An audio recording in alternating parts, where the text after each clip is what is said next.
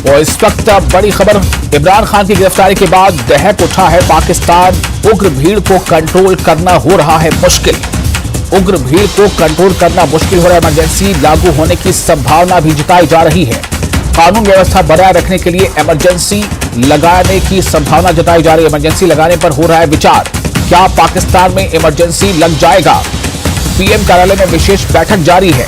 इस वक्त जो खबर आपको दे रहे हैं, इमरान खान की गिरफ्तारी के बाद पाकिस्तान में हर तरफ प्रदर्शन का दौर जारी है और इमरान खान के जो समर्थक हैं वो लगातार सड़कों पर हैं और इस गिरफ्तारी का विरोध कर रहे हैं। और इस विरोध में उन्होंने कई जगहों पर तोड़फोड़ भी किया है और कई जगहों पर आगजनी की वारदात सामने आई है। कानून व्यवस्था को बनाए रखना पाकिस्तान हुकूमत के लिए एक बहुत बड़ा चैलेंज बन गया है। और अब खबर यह भी है कि इमरजेंसी लगाए जाने पर विचार हो रहा है। पीएम कार्यालय में विशेष बैठक जारी है और ऐसा समझा जा रहा है कि इमरजेंसी के निफाज पर, इमरजेंसी लगाए जाने को लेकर बैठकें हो रही हैं, क्योंकि जो पंजाब प्रांत है और खैबर पख्तूनख्वा प्रांत है, इन दो प्रांतों में भी खबरों के मुताबिक वहां स्थिति को काबू में करने के लिए आर्मी को बुला लिया गया है, सेना को बुला लिया गया है। और इसी बीच जो इमरान खान का बयान आया है पेशी के दौरान, इमरान खान ने जो बयान दिया है कि मुझे मारने की, यानी मुझे जान से मारने की साजिश हो रही है, मुझे स्लो पॉइजन दिया जा रहा है, ये इमरान खान ने कहा है। ऐसी सूचना सामने आ रही है और इन सब सूचनाओं के बीच ही ये भी खबर है कि सुप्रीम कोर्ट से इमरान खान को और जो इमरान खान की पार्टी है पीटीआई, उसे झटका लगा है। सुप्रीम कोर्ट ने जो इस्लामाबाद हाई कोर्ट ने जिस गिरफ्तारी के फैसले को सही ठहराया था, उसके खिलाफ जो अर्जी थी उसे खारिज कर दिया है। पाकिस्तान में पूर्व प्रधानमंत्री इमरान खान की गिरफ्तारी के बाद पैदा हुई स्थितियों को देखते हुए खैबर पख्तूनख्वा प्रांत की सरकार ने भी कानून व्यवस्था को संभालने के लिए सेना की मदद लेने का फैसला कर लिया है। खैबर पख्तूनख्वा से पहले पंजाब सूबे की राज्य सरकार ने संविधान के अनुच्छेद 245 के तहत फौज बुलाने का फैसला किया है। उधर इमरान खान की गिरफ्तारी के खिलाफ पाकिस्तान तहरीक-ए-इंसाफ के कार्यकर्ताओं का धरना बुधवार को दूसरे दिन भी जारी रहा। इस्लामाबाद पुलिस की ओर से जारी एक बयान में कहा गया है कि पीटीआई यानी पाकिस्तान तहरीक-ए-इंसाफ के कार्यकर्ता सरकारी संपत्ति को नुकसान पहुंचा रहे हैं। अब तक 1000 से ज्यादा गिरफ्तारियां की गई हैं। नवाज शरीफ के आवास की ओर जाने वाली सड़कों को सील कर दिया गया है। वहीं पेशी के दौरान इमरान खान ने कोर्ट में कहा कि मेरा वारंट दूसरी संस्था से आया है, मैं बीते 24 घंटों से वॉशरूम नहीं गया हूं, मेरे डॉक्टर को बुलाया जाए, मुझे डर है कि मेरे साथ गंदे दिमाग से व्यवहार नहीं किया जाएगा। उनका कहना है कि जैसा उन्होंने इससे पहले बयान दिया था कि मुझे स्लो पॉइजन दिया जा रहा है, ऐसी भी खबरें आई थी। इमरान खान की गिरफ्तारी के बाद पाकिस्तान में हालात जो है वो आउट ऑफ कंट्रोल होते जा रहे हैं। लगातार पीटीआई यानी पाकिस्तान तहरीक-ए-इंसाफ के समर्थकों और सेना के बीच झड़पें हो रही हैं। पंजाब के बाद अब खैबर पख्तूनख्वा में भी आर्मी बुला ली गई है स्थिति को काबू में करने के लिए। पंजाब प्रांत ने पहले और उसके बाद अब खबर है कि खैबर पख्तूनख्वा प्रांत ने भी आर्मी को कॉल कर दिया है, जो कि पुलिस के लिए बड़ा मुश्किल हो रहा है इस उग्र प्रदर्शन पर काबू पाना। और हमारे साथ शैलेंद्र जुड़ चुके हैं ज्यादा जानकारी के साथ, हमारे वरिष्ठ सहयोगी। शैलेंद्र, इस वक्त जो स्थितियां पल पल बदल रही हैं, किसी भी तरह से नहीं लग रहा है कि इमरान खान के लिए या पीटीआई जो उनकी पार्टी उनके लिए कोई अच्छी खबर हो, लेकिन दूसरी तरफ एक बहुत बड़ा चैलेंज बनता जा रहा है स्थिति को काबू में करना। जैसा आपने पहले भी बताया था कि पंजाब प्रांत और खैबर पख्तूनख्वा प्रांत में आर्मी को बुला लिया गया है। अब क्या समझा जाए, स्थितियां किधर जा रही हैं? क्या इमरजेंसी लगने वाली है पाकिस्तान में? देखिए, अभी इस पूरे मामले को लेकर एक मीटिंग हो रही है प्रधानमंत्री कार्यालय में और माना जा रहा है कि आज शाम को कैबिनेट की मीटिंग भी होगी शहबाज शरीफ की सदारत में। लेकिन अभी ये साफ नहीं हो पा रहा है कि क्या इमरजेंसी लगाई जाएगी नहीं, क्योंकि देखिए तमाम विकल्पों पे, तमाम ऑप्शंस का भी कंसिडर किया जाएगा कि किस तरह से हालात वहां पर काबू किए जाएं। इसी बीच जैसे कि आपने बताया कि 2 प्रोविंसेस में आर्मी को बुला लिया गया है और इसी बीच दावा, जो बड़ा दावा पीटीआई की तरफ से किया जा रहा है, उसमें कहा जा रहा है कि अभी तक की तशद्दुद में कुल 47 लोगों की पीटीआई वर्कर्स की, पीटीआई सपोर्टर्स की जाने गई हैं। ये दावा पीटीआई की तरफ से किया जा रहा है और ये भी कहा जा रहा है कि 100 से ज्यादा लोग जो है इसमें जख्मी हुए हैं और ये लगातार फिगर जो बढ़ रही है। इसी बीच जो ज्यादा तशद्दुद है वो 2 इलाकों से आ रही है। एक तो खैबर पख्तूनख्वा से, वहां पर बटखेला नाम का इलाका है, वहां पर बताया जा रहा है कि 20 लोगों की जान गई है, जो दावा पीटीआई कर रही है। और वहीं पेशावर में लगातार हालात जो है वो बिगड़ते चले जा रहे हैं। वहां पर हमने ये भी तस्वीरें देखी हैं कि वहां पर जो प्रोटेस्टर्स हैं उनके हाथ में भी हथियार हैं। तो ये एक तरफा नहीं है बल्कि दो तरफा हिंसा हो रही है। तो ऐसे में हालात पर कैसे काबू पाया जाए, ये फिलहाल फोकस रहेगा शहबाज शरीफ सरकार का, लेकिन अभी तक कोई फाइनल डिसीजन नहीं लिया गया है। इसी बीच जैसे कि आपने कहा कि इमरान खान के लिए जो मुश्किलें हैं वो कम होती नजर नहीं आ रही है।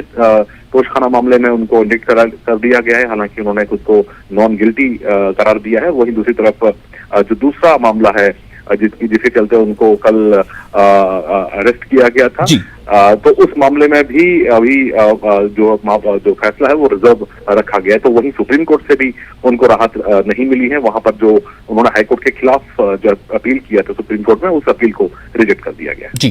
तो मतलब अब्दुल कादिर ट्रस्ट मामला, तोशाखाना मामला, दो मामले फिलहाल इमरान के गले की हड्डी बन गए हैं।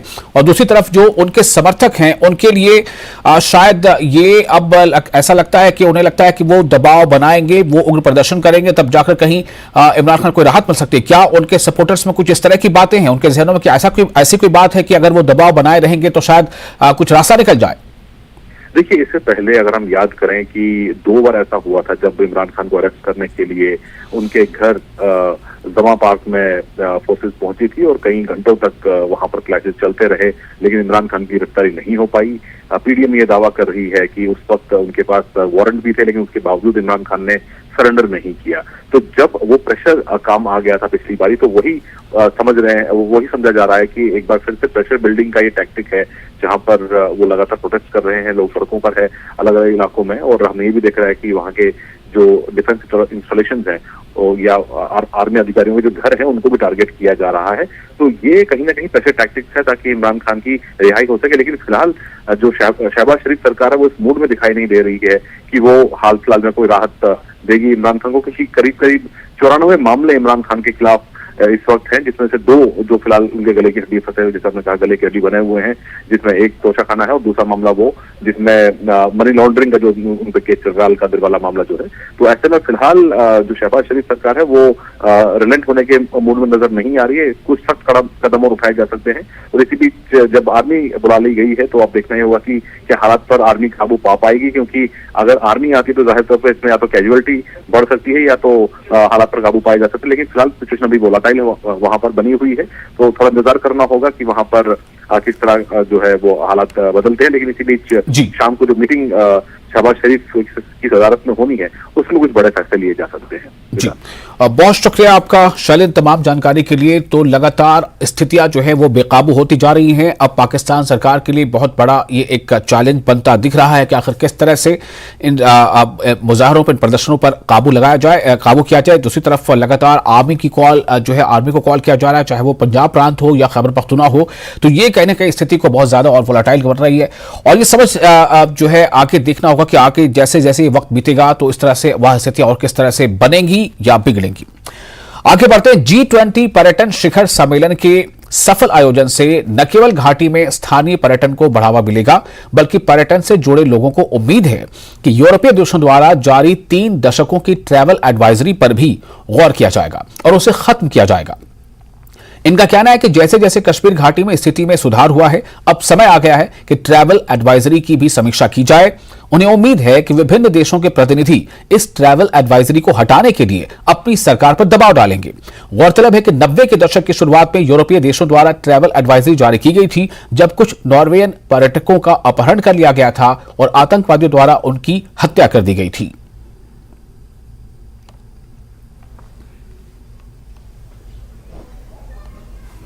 और इस पूरे मामले में बातचीत करके हमारे साथ मौजूद हैं हमारे सहयोगी परवेज। जिस तरह से हालात बदलते नजर आ रहे हैं, G20 को लेकर भी एक उम्मीद है और उम्मीद है कि जो ट्रैवल एडवाइजरी थी कई देशों की उसमें शायद कुछ तब्दीली आए। ये किस तरह का संकेत है, कितनी पॉजिटिविटी है इसमें? बिल्कुल विशाल, अगर हम बात करें इस G20 जो टूरिज्म समिट यहाँ कश्मीर में होने जा रहा है 22, 23 और 24 को, तो जो टूरिज्म से वाबस्ता लोग हैं काफी उम्मीदें जुड़ी हैं उनको इससे।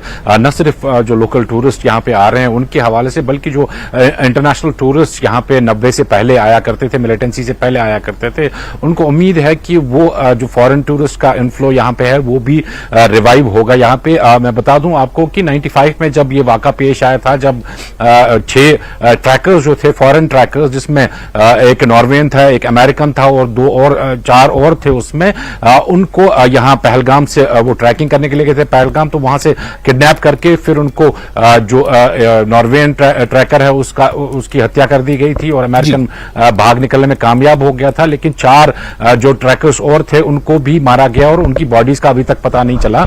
उसके बाद जो ये सारी यूरोपियन कंट्रीज हैं, इन्होंने एक यहां पे एडवाइजरी जारी की थी, अपने सिटीजन्स को बताया गया था कि कश्मीर जाना सेफ नहीं रहेगा और वो कश्मीर जाना अवॉइड करे। उसके बाद से ही हमने देखा कि जो फॉरेन टूरिस्ट यहां पे 90 से पहले आया करते थे हजारों लाखों की तादाद में, उनकी आमद में काफी कमी हो गई। तो अब जो ये G20 समिट जो होने जा रहा है, यहाँ पे इससे जो यहाँ के टूरिज्म प्लेयर्स हैं उनमें काफी उम्मीद जागी है। उनका कहना है कि मुख्तलिफ ममालिक के जो एम्बेसडर्स हैं वो इस समिट में यहाँ पे आएंगे, वो यहाँ पे हालात का जायजा लेंगे, वो देखेंगे कि जैसे 90 के दहाई में जैसे हालात यहाँ पे थे वैसे अब है नहीं है, बल्कि अगर हम बात करें पिछले 3 सालों से मजीद ज्यादा हालात जो है वो इम्प्रूव हो गए हैं यहाँ पे। तो ये सब चीजों का जब वो यहाँ से संज्ञान करेंगे, यहाँ पे जायजा लेंगे, तो उम्मीद की जा सकती है कि वो जो अपनी कंट्रीज में उनके हेड्स हैं वहां पे वो उनको बता सकते हैं कि एक बार इसका रिव्यू किया जाए। जो पहले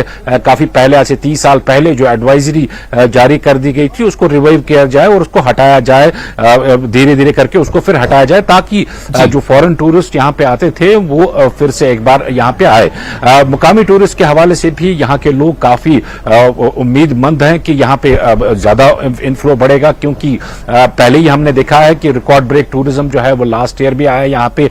इस बार भी जो सरकार है वो एक्सपेक्ट कर रही है कि तकरीबन 2 करोड़ से ऊपर जो टूरिस्ट और पिलग्रिम्स हैं वो जम्मू कश्मीर का रुख करेंगे इस साल। तो टूरिज्म के हवाले से, क्योंकि ये समिट है, इस वजह से जो टूरिज्म से वाबस्ता लोग हैं, चाहे उसमें टैक्सी ऑपरेटर्स हो, ट्रैवल एजेंट्स हो, हाउस बोट ओनर्स हो, होटल एसोसिएशन वाले हों, होटलियर्स हों, या इवन जो पोनी वाले हैं गुलमर्ग पहलगाम में, जो कि जिनका रोजगार की इसी टूरिज्म से चलता है, तो उनकी काफी उम्मीदें वाबस्ता है इससे। और वो उम्मीद करते हैं कि जो जिस तरह से पहले 90 से पहले यहाँ पे सयाह आया करते थे, उसी तरह से एक बार फिर से यहाँ कश्मीर का वो रुख करेंगे इस G20 समिट के बाद। चलिए, बहुत शुक्रिया आपका परवेज इस जानकारी के लिए, इस बातचीत के लिए। और आगे बढ़ते एक और अहम खबर, राजौरी के चिंगुस गांव में बड़े पैमाने पर तलाशी अभियान जारी है।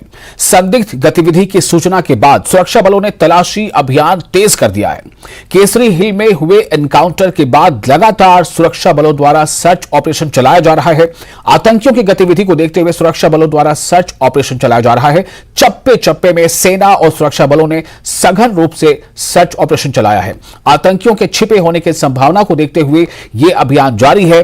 गौरतलब है कि शुक्रवार को आतंकियों ने IED ब्लास्ट किया था, जिसमें 5 जवान शहीद हो गए थे।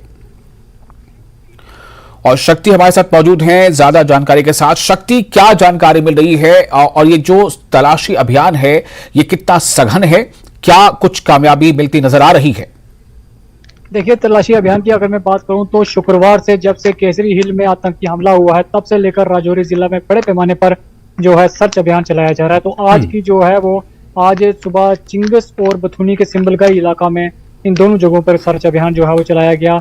जो सर्च अभियान अभी भी जो है वो चल रहा है। एक शख्स को यहाँ पर डिटेन किया गया है, बथुनी गांव का जो रहने वाला है, उसे वहां से उठाया गया है। और उसके अलावा इस दूसरे इलाकों में जो है वो सर्च अभियान चलाया जा रहा है। इसके अलावा अगर मैं बात करूं तो कंडी के इलाकों में भी सर्च अभियान जो है वो जोरों से चलाया जा रहा है। पूरे इलाके में जो है वो आने जाने वाली गाड़ियों की तलाशी ली जा रही है। और राजौरी शहर की अगर मैं बात करूं तो राजौरी शहर में भी बड़े पैमाने पर जो है वो आने जाने वाले वाहनों की तलाशी जो है वो ली जा रही है। साथ ही साथ पुलिस द्वारा ऐलान करवाया जा रहा है, अनाउंसमेंट करवाई जा रही है कि किसी भी ऐसी चीज को, नामालूम चीज को, मशहूर चीज को ना उठाएं और उसकी इत्तला जो है वो फौरी तौर पर पुलिस को दें। तो पूरे जिले में हाई अलर्ट है और पूरे जिले में बड़े पैमाने पर जो है वो इन जगहों पर जो चिंगस है, जहाँ बथुनी का सिंबल का इलाका है, जहाँ कंडी का इलाका है, इन तमाम इलाकों में सर्च अभियान जो है वो चलाया जा रहा है। जी, बहुत शुक्रिया आपका शक्ति तमाम जानकारी के लिए। तो जैसा शक्ति ने बताया कि बहुत सघन तलाशी अभियान जारी है और लगातार कोशिश ये है कि किसी भी तरह से नापाक इरादे में जो आतंकवादी हैं वो कामयाब ना हो पाए, और इसलिए चप्पे चप्पे की तलाशी ली जा रही है। हर आने जाने वालों को जो है जांच से गुजरना पड़ रहा है, गाड़ियों की तलाशी ली जा रही है और यह सिलसिला लगातार जारी है। फिलहाल एक छोटा सा ब्रेक लेते हैं, ब्रेक के बाद कुछ और अहम खबरें। ब्रेक के बाद एक बार फिर आपका स्वागत है। न्यूज 18 JKLH पे आप देख रहे हैं 5 का पंच। खबर हिमाचल प्रदेश से। हिमाचल में जल्द ही सुक्खू मंत्रिमंडल का विस्तार हो सकता है। दिल्ली में पार्टी के प्रदेश प्रभारी राजीव शुक्ला से मुलाकात के बाद सीएम ने जल्द मंत्रिमंडल विस्तार की बात कही है। सीएम ने कहा कि राजीव शुक्ला से मंत्रिमंडल विस्तार पर चर्चा हुई है। जल्द ही कैबिनेट का विस्तार किया जाएगा। आपको बता दें कि हिमाचल प्रदेश में सीएम और डिप्टी सीएम के अलावा कुल 10 मंत्री हो सकते हैं, जिसमें से पहले विस्तार में सिर्फ 7 मंत्री बनाए गए थे। अभी भी मंत्रिमंडल में 3 सीटें खाली हैं। सीएम के बयान के बाद अब सवाल ये उठ रहे हैं कि आखिर किन 3 विधायकों को मंत्रिमंडल में जगह मिलेगी। सीएम ने यह भी कहा है कि शिमला के मेयर का ऐलान भी जल्द होने वाला है।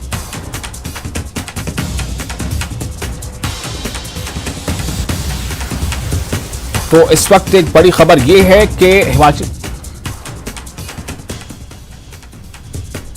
शुक्ला जी हमारे पार्टी के इंचार्ज है, हिमाचल मामलों के प्रभारी हैं और कई मुद्दों पर हिमाचल से संबंधित बात हुई है और निश्चित तौर पर वो फीडबैक लेते रहते हैं कि क्या क्या काम चल रहे हैं और क्या क्या कामों में आगे बढ़ रहे हैं। इस दृष्टिकोण से उनसे मुलाकात हुई। कैबिनेट विस्तार पर भी चर्चा चल रही है, अभी देखते हैं आने वाले समय में जल्दी कैबिनेट का विस्तार किया जाएगा। और एक और ब्रेकिंग न्यूज, जल्द होगा सुक्खू मंत्रिमंडल का विस्तार। जैसा हमने आपको अभी बताया कि सुक्खू मंत्रिमंडल का विस्तार जल्द होगा। मंत्री पद की रेस में कौन कौन हो सकता है, कई सवाल हैं। मंत्रिमंडल में विस्तार होगा और विस्तार का मतलब यह है कि नए चेहरे शामिल किए जाएंगे। तो इसमें कौन कौन रेस में है, ये बड़ा अहम हो जाता है। आपको बता दें, मंत्रिमंडल का विस्तार, मंत्री पद की रेस में राजेश धर्मानी का नाम, घुमारवीं से विधायक हैं वो। राजेश धर्मानी, यादवेंद्र गोमा और सुधीर शर्मा, ये 3 नाम हैं जो जिनके नाम आगे चल रहे हैं रेस में। जी हाँ, फिर से आपको बता दें कि राजेश धर्मानी का नाम घुमारवीं से है और वो विधायक हैं। राजेश धर्मानी के अलावा यादवेंद्र गोमा और सुधीर शर्मा भी रेस में है। यादवेंद्र गोमा जयसिंहपुर और सुधीर शर्मा धर्मशाला से विधायक हैं। एमएलए संजय रतन, राजेंद्र राणा भी रेस में बताए जा रहे हैं। संजय रतन ज्वालामुखी और राजेंद्र राणा सुजानपुर से विधायक है। सीपीएस किशोरी लाल बन सकते हैं मंत्री। किशोरी लाल बैजनाथ सीट से विधायक हैं और अभी सरकार में मुख्य संसदीय सचिव यानी सीपीएस के पद पर हैं। खबर है कि मंत्रिमंडल में उन्हें जगह दी जा सकती है। रणवीर हमारे साथ जुड़ चुके हैं ज्यादा जानकारी के साथ। रणवीर, जो हमने बताया ये तो हमने बताया, लेकिन हम चाहते हैं कि आप कुछ अंदर की बात बताएं। कौन हो सकते हैं, कौन कौन से चेहरे जो उसमें इंडक्ट किए जा सकते हैं, 3 वो चेहरे कौन हो सकते हैं सबसे आगे रेस में? जी हाँ, देखिए लंबे समय से ये चर्चाएं जो है जारी थी मंत्रिमंडल विस्तार को लेकर। अटकलें तो ये भी थी कि शायद ये नगर निगम का चुनाव जो है टल जाए, उसके बाद लग रहा था और कोई ये कह रहा था कि नहीं अभी और समय लगेगा। लेकिन जिस तरह से मुख्यमंत्री ने अब संकेत दिए हैं, लंबी चर्चाएं हुई है, अब तीसरा दिन है मुख्यमंत्री का दिल्ली में। जानकारी तो ये भी निकल कर आ रही है कि शायद मुख्यमंत्री कल भी दिल्ली में रहेंगे और कल शायद देर शाम जो है वापस शिमला लौटने का कार्यक्रम है, ऐसी जानकारी निकल कर आ रही है। लेकिन हाँ, जहां तक मंत्रियों का सवाल है, देखिए एक बड़ा सरप्राइजिंग नाम यहां पर आ रहा है सीपीएस का, किशोरी लाल का, जो हमारे सूत्र ये बता रहे हैं कि शायद उन्हें जो है मंत्रिमंडल में जगह दी जा सकती है। हालांकि ये अटकलें हैं, अभी चर्चाओं में चल रहे हैं। जो दूसरे बड़े नाम जो चर्चा में चल रहा है उसमें राजेश धर्मानी का नाम सबसे आगे चल रहा है कि राजेश धर्मानी जो है पक्का वो मंत्रिमंडल में शामिल होंगे। इसके अलावा सुधीर शर्मा का भी नाम चल रहा है, यादवेंद्र गोमा का भी नाम चल रहा है और राजेंद्र राणा का भी नाम चल रहा है। और पिछले कल हमने देखा कि किस तरह से मीटिंगों का दौर कांगड़ा में हुआ बड़े नेताओं के बीच में, तो शायद हो सकता है कि संजय रतन का भी नाम यहां पर होगा। और थोड़ा सा समीकरणों को अगर हम समझे, कांगड़ा जिले की अगर हम बात करें कि 2024 का इलेक्शन है और कैसे कांग्रेस ने आगे पार पाना है, एक असंतुलन की बात यहां पर कही जा रही है मंत्रिमंडल को लेकर कि कांगड़ा जिले में हालांकि सीपीएस बनाए गए हैं, एक कैबिनेट मंत्री जरूर हैं, दूसरा कैबिनेट रैंक जो है आरएस बाली को दिया जा चुका है, लेकिन फिर भी मंत्री पद की आस है। तो ये हो सकता है कि शायद अब नंबर किसका लगेगा, वो यादवेंद्र गोमा का लगता है या किशोरी लाल का लगता है या फिर सुधीर शर्मा का लगता है या फिर संजय रतन का नंबर जो है लग सकता है। सुधीर शर्मा चलिए, पहले भी मंत्री कुछ रहे बातें हैं। भविष्य के गर्भ में है और लेकिन यह है कि 4-5 नाम है, इनमें से 3 तो वो खुशकिस्मत हैं जो इंडक्ट किए जाएंगे, जो कैबिनेट में शामिल किए जाएंगे। बहुत शुक्रिया आपका रणवीर। और इस वक्त एक बड़ी खबर आपको दे रहे हैं पाकिस्तान और इमरान खान के हवाले से। इमरान खान को राहत नहीं मिली है। जी हां, इमरान खान को नहीं मिली है राहत। इमरान खान को 8 दिनों के रिमांड में भेजा गया है। 8 दिनों के रिमांड में भेजा गया है। नैब की रिमांड में भेजे गए हैं इमरान खान, पाकिस्तान के पूर्व प्रधानमंत्री। नैब यानी ये जो नैब की संस्था है, इसमें एक बड़ा सवाल यहां पे हो रहा है कि क्या इमरान खान के जो समर्थक अब हैं, ऐसा क्या समझा जाए कि वो अब ये प्रदर्शन जो उग्र होता जा रहा है उसे वो छोड़ देंगे। नैब के रिमांड में भेजे गए इमरान खान, नैब की रिमांड में भेजे गए और 8 दिनों की रिमांड उनको दी गई है। 8 दिनों की रिमांड में रहेंगे। अब 17 मई को दोबारा पेशी होगी। तो सवाल अब ये है कि इतने दिनों में किस तरह से वहां की स्थितियां जो है वो क्या रंग रूप लेंगी, किस तरह से स्थितियां बनेंगी या और बिगड़ेंगी। क्योंकि इस खबर जो है उसके मुताबिक जो वहां प्रधानमंत्री शहबाज शरीफ उन्होंने एक इमरजेंसी मीटिंग बुलाई है कैबिनेट की। तो कई बातें हैं जो इस वक्त जेर गौर हैं। नैब ने 8 दिनों की कस्टडी में भेज दिया है इमरान खान को और इमरान खान को कहीं से राहत मिलती नजर नहीं आ रही है। इस वक्त एक और बड़ी खबर, खान की गिरफ्तारी के बाद पाकिस्तान बिल्कुल दहक उठा है और कहीं से भी राहत की खबर ना तो इमरान खान के लिए है बल्कि उनके जो सपोर्टर्स हैं वो लगातार इसके खिलाफ प्रदर्शन कर रहे हैं और ये प्रदर्शन का सिलसिला बहुत ही ज्यादा उग्र होता जा रहा है।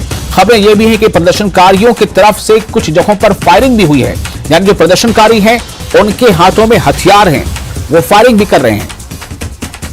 और हमारे साथ दोस्तों फोन लाइन पर जुड़ चुके हैं न्यूज 18 JKLH के सीनियर एडिटर तजिंदर सिंह सोडी। तजिंदर जी, ये जो स्थितियां लगातार तब्दील हो रही हैं और पहले इस्लामाबाद हाईकोर्ट से फिर सुप्रीम कोर्ट से इमरान खान को लगातार जो है वो झटके पे झटके मिलते चले जा रहे हैं, ऐसे में जो उनके सपोर्टर्स हैं उनका प्रदर्शन क्या रंग लेगा और कितना बड़ा अब ये चैलेंज बन गया है पाकिस्तान हुकूमत के लिए स्थिति पर काबू पाना?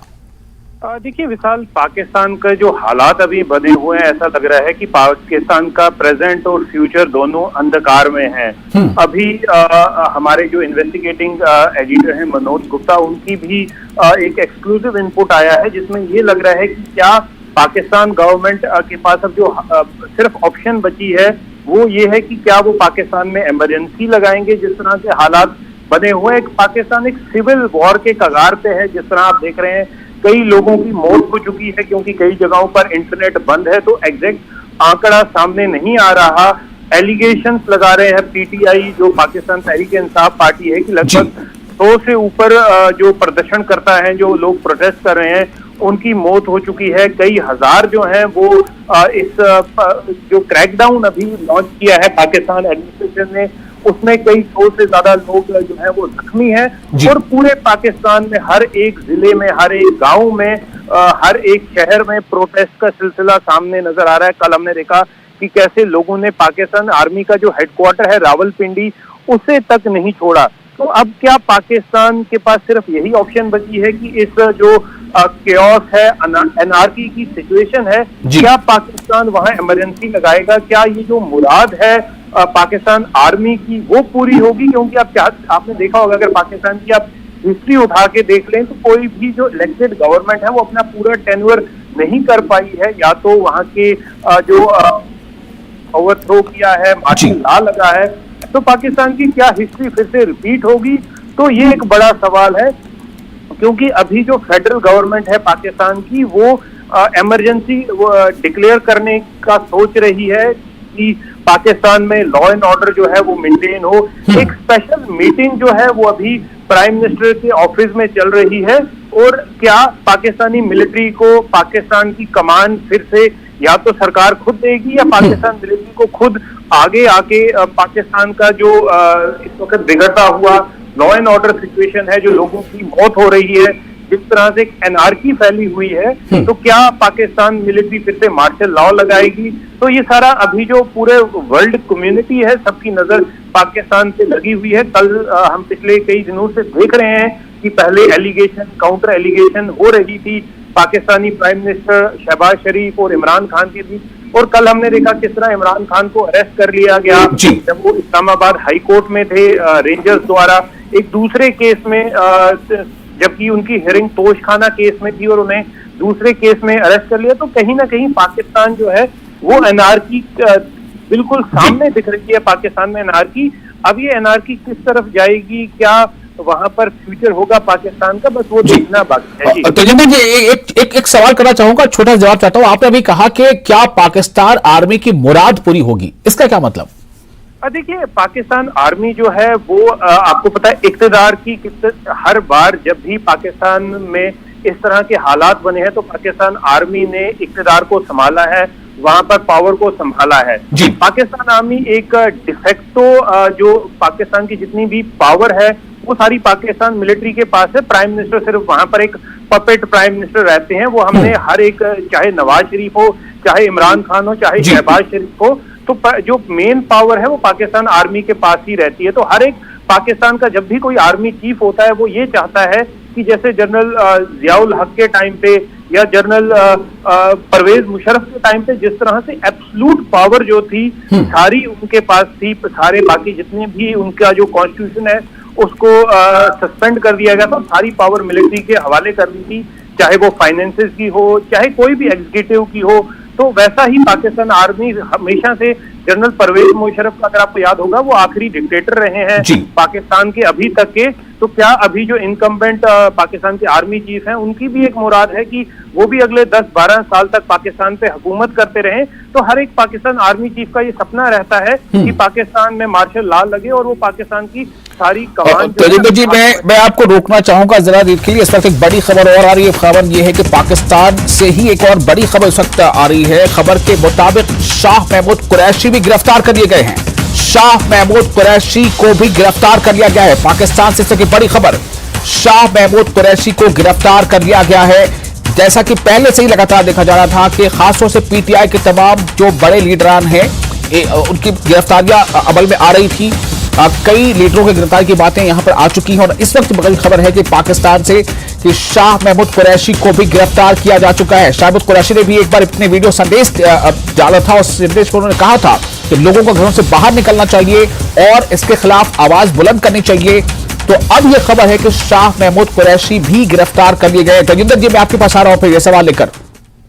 देखिए विशाल, जब कल से हमने देखा जब इमरान खान को अरेस्ट कर लिया गया था उसके बाद जितना भी पाकिस्तान में प्रोटेस्ट हो रहा था वो शाह महमूद कुरैशी उसको लीड कर रहे थे। शाह महमूद कुरैशी एक ऑल्टरनेट वॉइस बने हुए थे लोगों के लिए। इमरान खान जब से जेल में है, जब से वो हिरासत में है, तो अभी क्योंकि इस प्रोटेस्ट को, इस जो एक अपराइजिंग जिसे आप पाकिस्तान में कहें, उसे कंट्रोल करने के लिए पाकिस्तान एडमिनिस्ट्रेशन और पाकिस्तान मिलिट्री के पास कोई और चारा नहीं था और शाह महमूद कुरैशी को भी अब खबर ये आ रही है कि उन्हें अरेस्ट कर लिया गया है। तो कहीं ना कहीं पाकिस्तान जो है अब वो एक कड़ा रुख अपना रही है, क्योंकि कल से हमने देखा जिस तरह से तशद्दुद हो रहा है, जिस तरह से पूरे पाकिस्तान में हालात खराब हो रहे हैं, लोगों की जान जा रही है, कत्लो गारत हो रहा है, कहीं पर आगजनी हमने देखा कि जो कोर कमांडर्स हैं, जो पाकिस्तान के बड़े बड़े जनरल हैं, उनके घरों में लूट हो रही है। तो कहीं ना कहीं अनारकी का माहौल है और शाह महमूद कुरैशी एक कद्दावर नेता हैं पाकिस्तान के, पाकिस्तान तहरीक इंसाफ पार्टी के। तो उन्हें अरेस्ट करके कहीं ना कहीं पाकिस्तान गवर्नमेंट ये सिग्नल देना चाहती है कि वो इस जो सिचुएशन है उसे कंट्रोल करने के लिए सीरियस है। लेकिन ग्राउंड सिचुएशन ये है, जिस तरह से पाकिस्तान से रिपोर्ट्स आ रही हैं, क्योंकि कई शहरों में इंटरनेट सर्विसेज बंद कर दी गई हैं, तो लोगों का इवन टेलीकम्युनिकेशन सर्विसेज बंद कर दी गई हैं, तो लोगों के वहां पर ग्राउंड पे क्या हो रहा है वो खबर लोगों तक नहीं पहुंच रही। तो उस सारी सिचुएशन को कंट्रोल करने के लिए शाह महमूद कुरैशी को भी अब पाकिस्तान सरकार ने हिरासत में ले लिया है। जी तजिंदर जी, कल जो पहला ट्वीट आया था शहबाज शरीफ का इमरान खान की गिरफ्तारी के कुछ देर के बाद या कह लेंगे घंटों के बाद, उस पहले ट्वीट में जो बातें दर्ज थी, जो लिखा था उन्होंने, उसमें उन्होंने किसी करप्शन का जिक्र नहीं किया था। करप्शन और सजा या कानून ऐसा कुछ जिक्र नहीं था। सवाल सिर्फ ये था कि इमरान खान जो है वो संस्थानों पर हमले कर रहे हैं, इमरान खान जो है आर्मी के खिलाफ बोलते रहे हैं। तो इससे क्या पता चल रहा, कहीं ना कहीं जो ये रसाकशी सीधे तौर पर, जैसा आप कह रहे हैं कि ये आर्मी बनाम इमरान खान हो गई है या इमरान खान सपोर्टर्स हो गए? देखिए विशाल, अगर आपको याद होगा जब इमरान खान पाकिस्तान के प्राइम मिनिस्टर बने थे तो वो भी पाकिस्तान आर्मी के इशारों पे नाचते थे। कई पिक्चर्स वैसे सामने आए थे जिसमें तब के Pakistan army chief general Qamar Javed Bajwa का बॉडी लैंग्वेज और इमरान खान का बॉडी लैंग्वेज आपको उन पिक्चर्स में क्लियरली विजिबल था कि कौन वहां का बॉस है। लेकिन जब से इमरान खान को वहां कमर जावेद बाजवा को ये मालूम पड़ा कि इमरान खान उनके जो नॉमिनेटेड आईएसआई चीफ हैं उन्हें वो आईएसआई चीफ नहीं बनाना चाहते, किसी और को बनाना चाहते हैं, तो उस वक्त से इमरान खान और जो पाकिस्तान की एलीट मिलिट्री है, जो उनकी मोस्ट पावरफुल इंस्टीट्यूशन है, उसके बीच में ये रसाकशी जो थी तब शुरू हो गई थी। और इसमें जो फाइनल नेल था वो तब सामने आया जब इमरान खान ने ये एलिगेशन लगाई कि पाकिस्तान आर्मी और पाकिस्तान की जो अपोजिशन पार्टीज हैं वो मिलके इमरान खान का तख्ता पलट करना चाहते हैं। उसके बाद हमने देखा किस तरह से नो कॉन्फिडेंस मोशन का ड्रामा हुआ, इमरान खान को रिजाइन करना पड़ा। तो ये सारा ड्रामा जो है वो सामने आया। लेकिन अब पाकिस्तान मिलिट्री जो है उसे पाकिस्तान पॉलिटिकल एलीट जो है, क्योंकि उन्हें रूल करना है और रूल वो किस बिना पे करते हैं, पाकिस्तान मिलिट्री के सपोर्ट पे। तो उस सपोर्ट को बचाने के लिए, क्योंकि अब लगातार हर आए दिन इमरान खान जो है वो टारगेट कर रहे थे पाकिस्तान मिलिट्री को, क्योंकि इमरान खान को वो वाला जो गम है कि कैसे उनको इख्तिदार से हटाया गया पाकिस्तान मिलिट्री द्वारा, तो वो गम वो उनसे दूर नहीं हो पा रहा। इसलिए इमरान खान लगातार एलिगेशंस लगा रहे थे और शहबाज शरीफ को पाकिस्तानी मिलिट्री के बचाव के लिए आना ही था, चाहे वो देर आते चाहे सवेर आते, लेकिन उनको आना ही था और वही चीज जो है वो सामने आई। जी